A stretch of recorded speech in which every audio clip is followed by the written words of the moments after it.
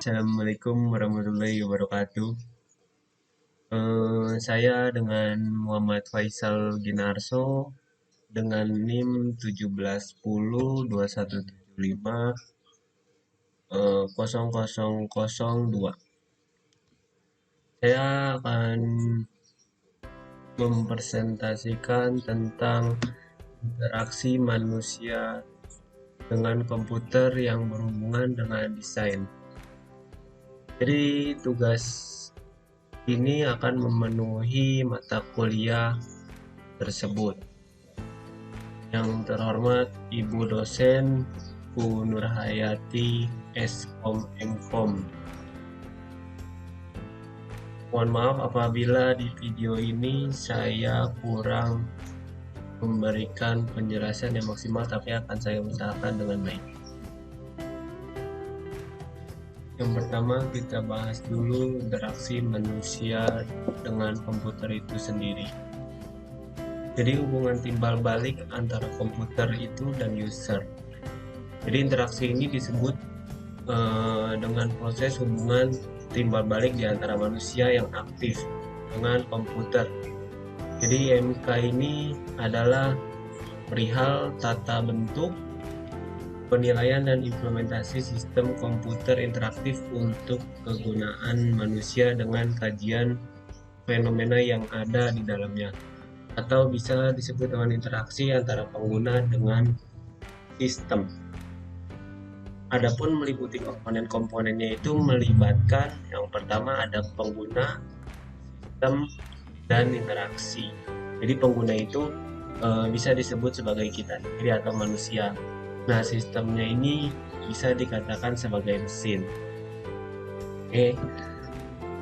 Yang pertama ini ada prinsip usability. Jadi usability itu adalah interaksi manusia dan komputer, dan bagian penting sebagai perancangan sebuah sistem. Jadi misalnya dalam pembuatan web usability ini adalah salah satu faktor penting dalam mengembangkan sebuah web. Jadi pengembang tersebut harus memahami prinsip-prinsip usability sebelum si pengembang itu mengimplementasikannya pada sebuah web. Terus kita masuk ke dialognya. Jadi dialog manusia komputer ini merupakan percakapan antara dua kelompok atau lebih. Ya, jadi dialog ini konteksnya perencanaan user interface, yaitu struktur dari percakapan antara user dan sistem komputer. Nah, di sini ada dialog manusia komputer. Yang pertama, berbeda dengan dialog antar manusia pada umumnya. Dialog dengan komputer biasanya terstruktur dan terbatas. Beberapa ciri-ciri dari dialog terstruktur yang nantinya ditemukan dalam dialog komputer, seperti menyebutkan beberapa hal tertentu secara berurutan. Jadi beberapa bagian dari dialog dilakukan secara bersamaan, jadi istilahnya berbarengan begitu. Terus ada lagi 3 tingkatan bahasa komputer dalam suatu dialog. Yang pertama itu ada leksikal. Jadi leksikal ini bisa disebut sebagai tingkatan paling rendah. Ikon pada layar bahasa manusia ekuivalen dengan bunyi dan ejaan suatu kata. Yang kedua ada sintaksis. Dan sintaksis ini disebut urutan dan struktur dari input dan output. Ini bahasa manusia ekuivalen dengan grammar suatu kalimat. Jadi bisa disebut sebagai grammarnya itu sendiri. Terus yang ketiga ada semantik. Semantik itu percakapan yang berkaitan dengan pengaruh pada struktur data internal komputer dan dunia eksternal. Bahasa manusia ekuivalen dengan arti yang berasal dari lapisan dalam suatu percakapan. Berikut ini berhubung interaksi manusia dengan komputer yang berkaitannya dengan desain. Ini kita masuk ke arti desain itu sendiri. desain ini diterjemahkan itu sebagai seni terapan. Jadi berbagai percakapan kreatif lainnya dalam sebuah kalimat, kata desain itu biasa digunakan atau bisa digunakan baik sebagai kata benda maupun kata kerja. Pada dasarnya ini desain tersebut merupakan pola rancangan yang menjadi dasar pembuatan suatu benda. Jadi desain merupakan langkah awal sebelum kita memulai untuk membuat suatu benda, misalnya kayak baju, website, bangunan, dan lain-lain.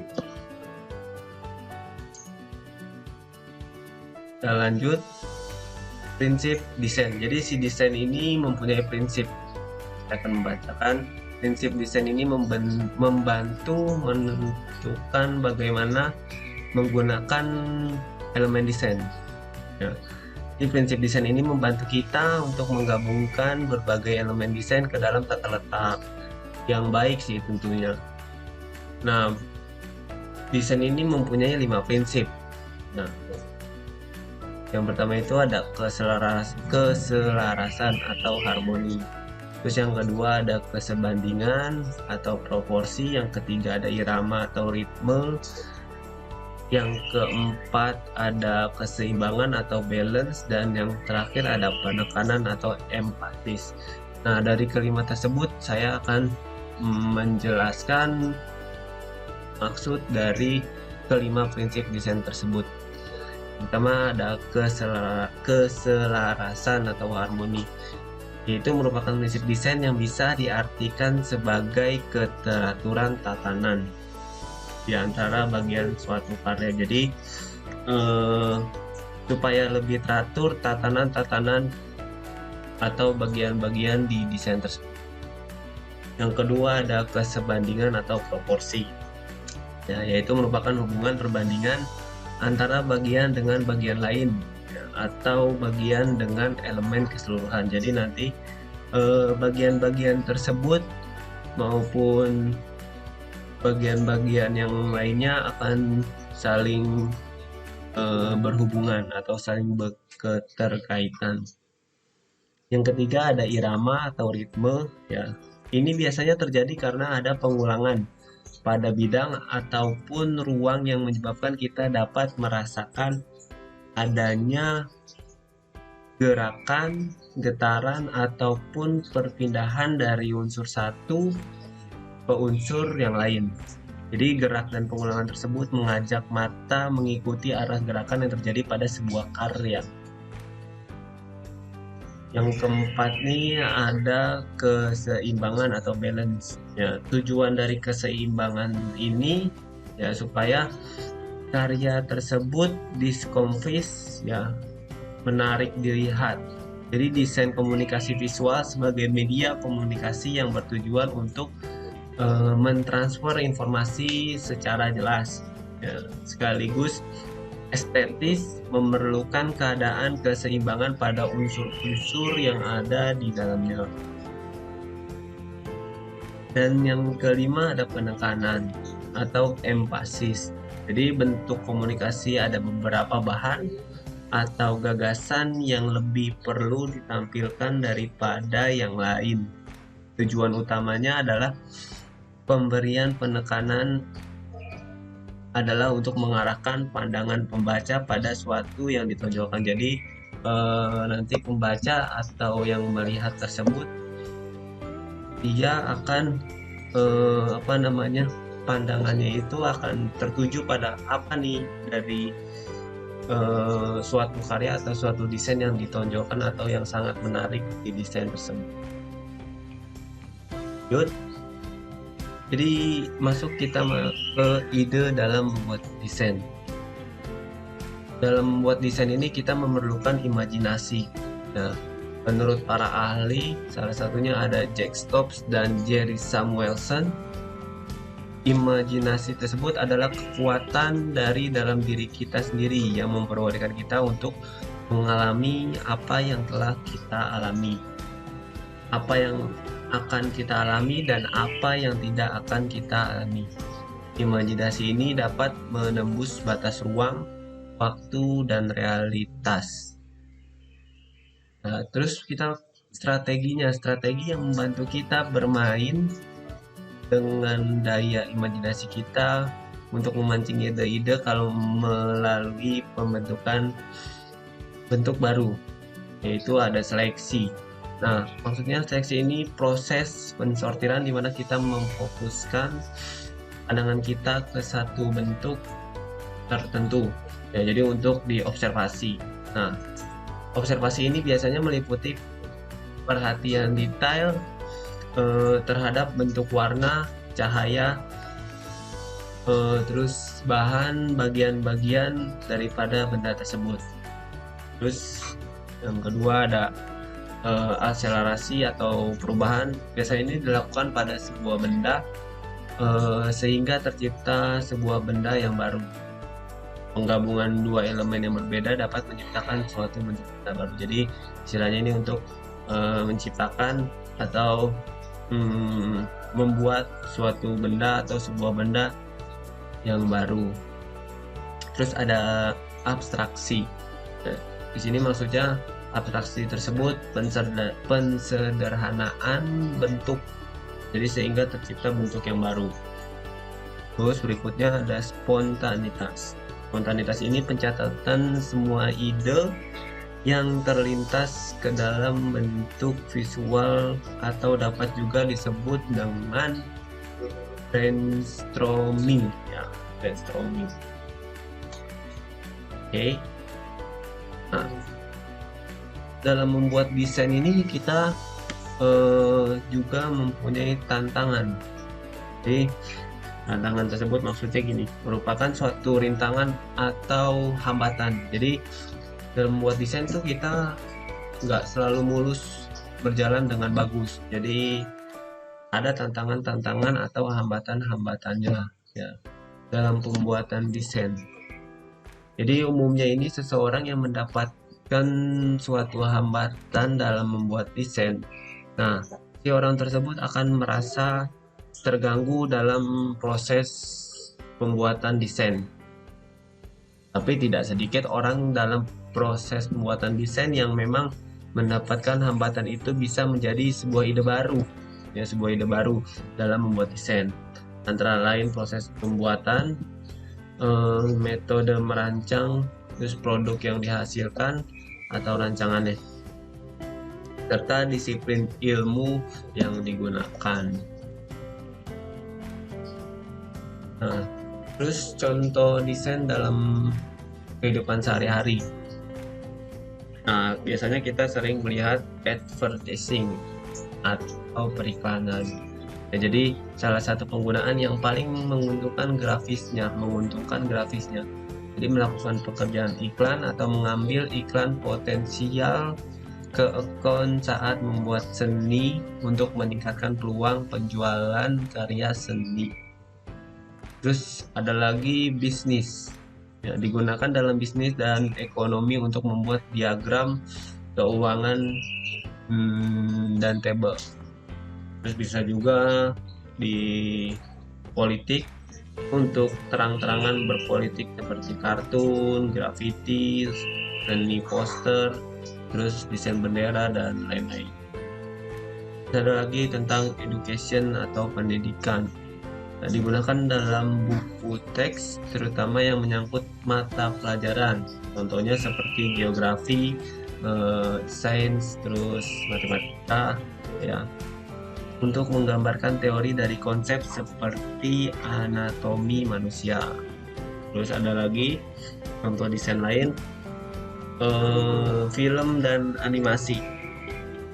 Jadi digunakan dalam bagian besar film berfitur baru, terutama bagi film dengan anggaran yang memang memakan anggaran tersebut yang sangat besar, seperti film-film yang banyak menggunakan komputer grafis, diantaranya seperti Doraemon, terus Upin Ipin, Harry Potter, terus Spiderman, dan masih banyak yang lainnya. Nah, terus desain grafis itu sendiri apa? Jadi desain grafis ini adalah suatu bentuk komunikasi visual yang menggunakan gambar untuk menyampaikan informasi atau pesan seefektif mungkin. Jadi dalam desain grafis ini teks juga dianggap gambar karena apa? Karena merupakan hasil abstraksi simbol-simbol yang bisa dibunyikan. Nah, desain grafis ini diterapkan dalam desain komunikasi dan fine art. Seperti jenis desain lainnya, desain grafis ini dapat merujuk kepada proses pembuatan, metode merancang, produk yang dihasilkan, ataupun disiplin ilmu yang digunakan. Nah, kita masuk nih ke filosofi desain. Filosofi desain ini adalah panduan untuk membantu atau membuat pilihan saat merancang seperti elemen visual ekonomi, metode redesign, dan jelas terorganisir dengan baik. Sebuah contoh dari filosofi desain ini adalah pembuatan dinamis untuk mencapai tampilan yang elegan atau bergaya yang memang dibutuhkan. Nah, terus ada lagi prinsip-prinsip desain grafis itu sendiri. Desain grafis ini memiliki prinsip-prinsip. Pertama ada metamorf, terus ada clarity, ada konsistensi, dan ada alignment dan proximity. Nah, terus ada juga pembuatan user interface. Maksudnya apa nih? Merupakan mekanisme komunikasi antara pengguna atau user dengan sistem.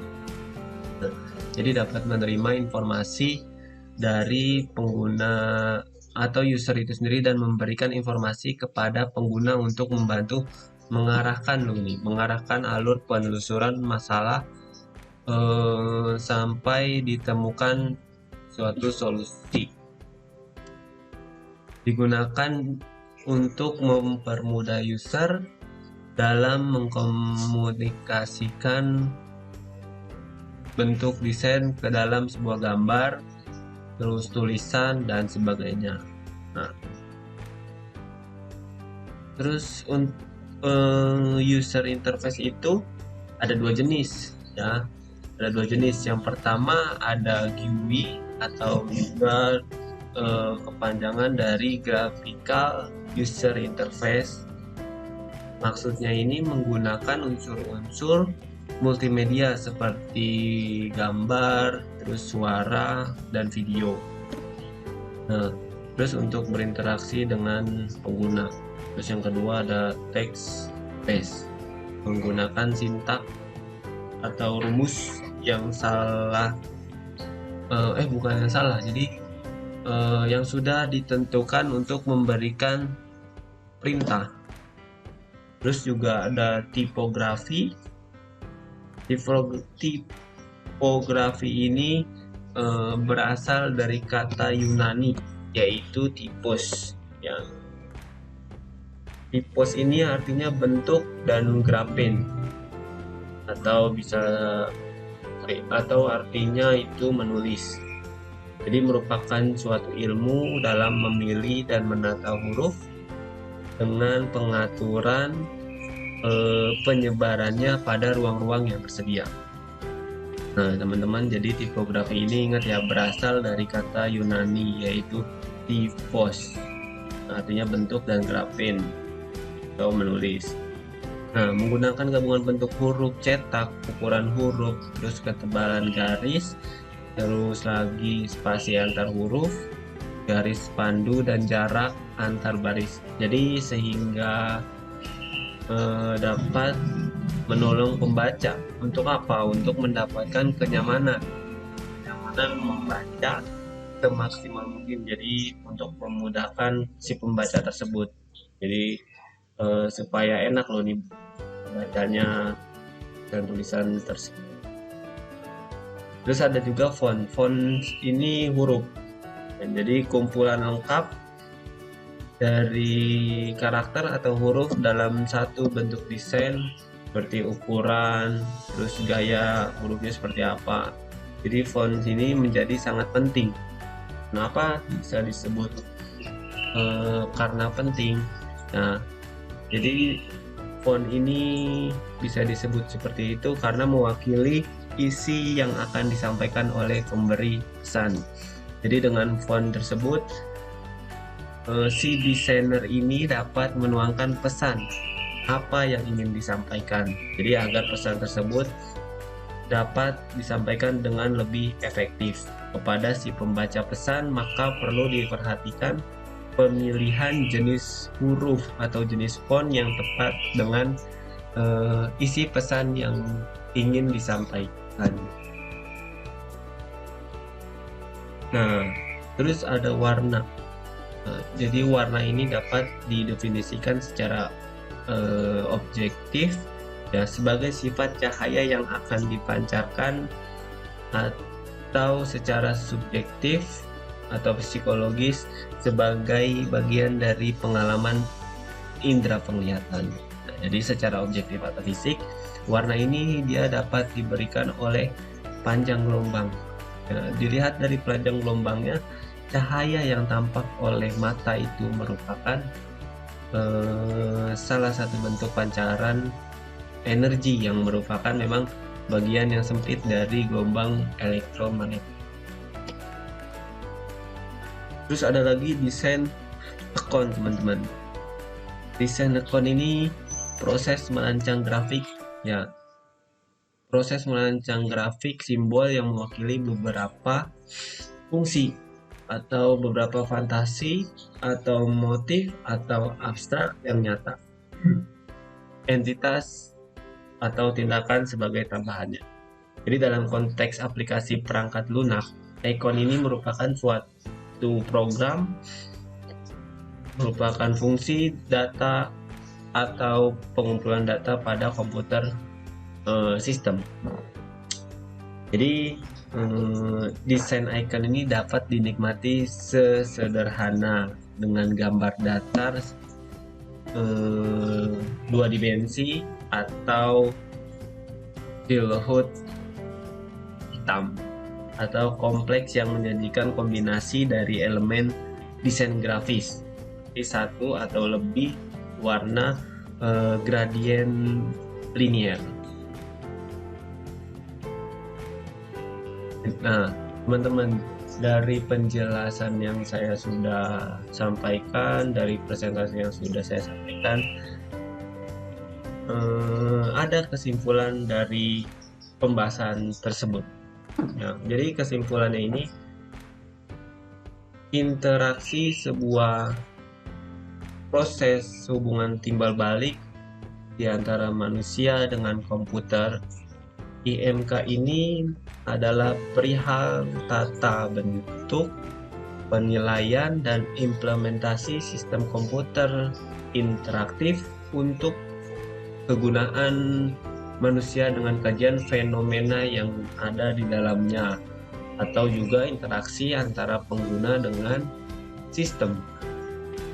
Nah, komponen yang melibatkan model interaksi antara pengguna itu ya tadi, yang pertama ada pengguna, ada sistemnya, ada interaksinya. Pengguna itu kita sendiri atau si manusia itu sendiri. Ya, terus tadi ada web usability ya. Jadi adalah salah satu faktor penting dalam mengembangkan sebuah web. Jadi pengembang itu dia sebelum membuat web yang diinginkan, pengembang tersebut atau developer tersebut harus memahami apa sih itu prinsip-prinsip usability ya, sebelum dia mengimplementasikannya pada sebuah web. Terus juga ada proses desain ya, yang pada umumnya itu memperhitungkan aspek fungsi, terus juga estetiknya dan berbagai macam aspek yang lainnya. Nah, yang biasanya memang datanya itu didapatkan dari sebuah riset atau dari suatu riset, terus dari suatu pemikiran, brainstorming, terus maupun dari desain yang sudah ada sebelumnya. Jadi dalam IMK ini merupakan fase perancangan yang kreatif. Ya. Jadi tadi kita sudah tahu kesimpulannya apa. Terus juga saya akan memberikan saran untuk pembahasan tersebut. Jadi sarannya ini untuk kemajuan teknologi komputer, maka diharapkan agar perkembangan komputer ke depannya mampu merubah pola pikir atau mindset dan menjadikan masyarakat khususnya di Indonesia menjadi manusia yang kreatif dan inovatif, ya, serta tumbuhnya kreativitas hingga menghasilkan suatu karya yang berguna bagi manusia. Jadi dengan adanya teknologi dan kemajuan teknologi yang lain, masyarakat khususnya di Indonesia bisa berkreatif dan inovasi. Jadi nggak cuma memanfaatkan atau mengimplementasikannya hanya yang untuk cuma-cuma, jadi bisa sebagai karya dan menghasilkan sesuatu yang memang berharga untuk di manusia itu sendiri. Nah, diharapkan dengan adanya interaksi manusia dan komputer juga dapat dimanfaatkan sesuai dengan kegunaannya. Nah, terus lagi kemajuan komputer di masa mendatang diharapkan dapat membantu semua jenis pekerjaan manusia. Nah, jadi sehingga mereka mampu menyelesaikan pekerjaan dengan cepat. Jadi karena di masa depan ini teknologi akan semakin canggih dan semua pekerjaan akan diselesaikan dengan sistem komputer, teman-teman. Oke, jadi itu saja yang bisa saya sampaikan. Mohon maaf apabila ada kekurangan dan ada salah penyampaian. Terima kasih, mohon dimaafkan. Assalamualaikum warahmatullahi wabarakatuh.